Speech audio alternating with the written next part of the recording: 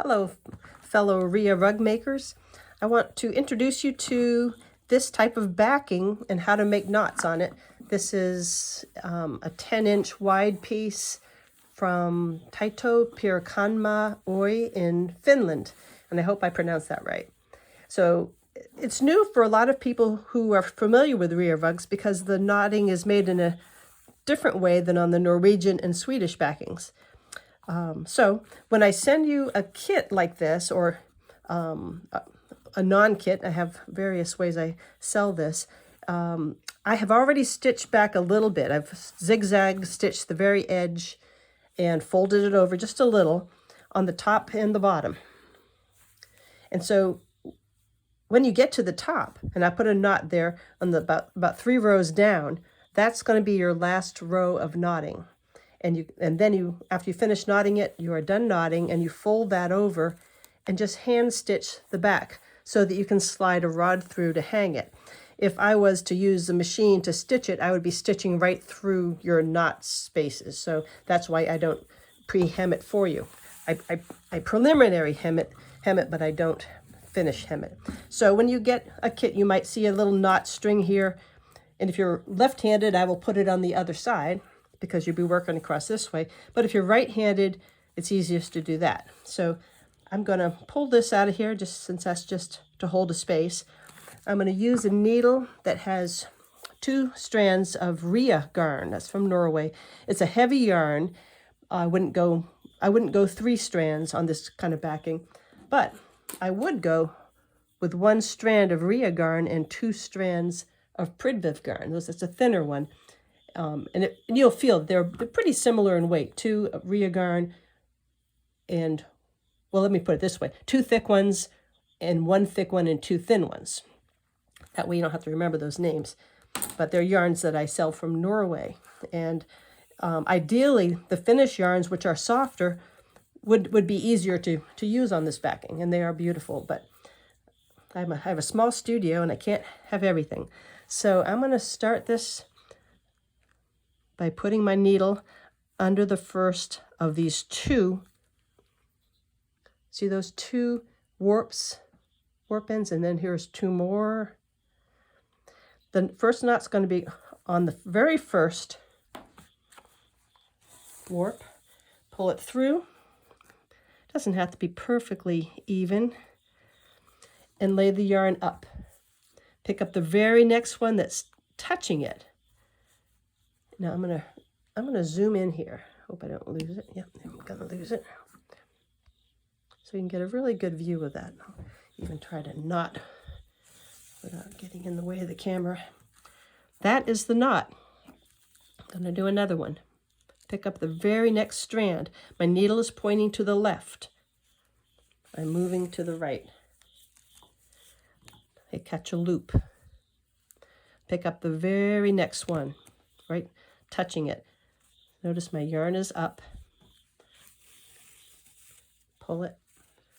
Form the head. So what you're doing is making a loop and then making a head. Making a loop and making a head. Okay, you with me?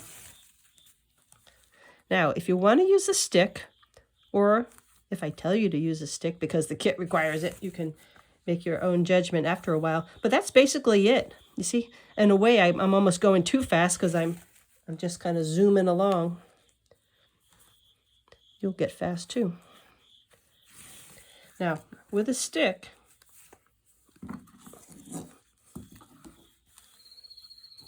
you lay the stick on top of that and pick up the very next one.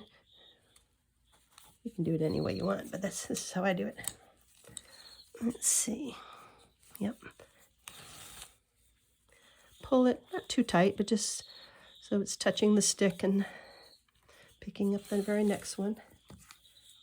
Now, this is when I slide it behind the stick and pick up the very next one.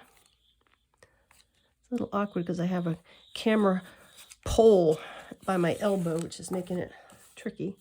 When the yarn gets short or tight, you remove, you pull it along. Oops.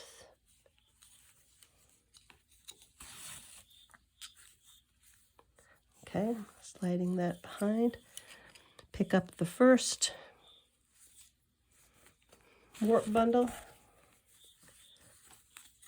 pick up the second one with the yarn up. Now for the fun of it, oops, didn't mean to give you an earthquake there, but I'm going to add another color. This is the one that has one Rya garn strand and two Prydviv garn strands. Maybe I'll zoom back out so it doesn't go all crazy. Okay, and I just wanted to show you too how I can just let my yarn hang there. I don't have to cut it if I'm going to go back to that color. And I'm going to pick up this next one. Pull it through. Actually, I think it's probably better to put it underneath because then it can kind of hold it down. And then pick up the very next one. The temptation is going to be to go further to the right and pick up the one further out. But once you get your first row made, just know you want to stay directly above the knot below it.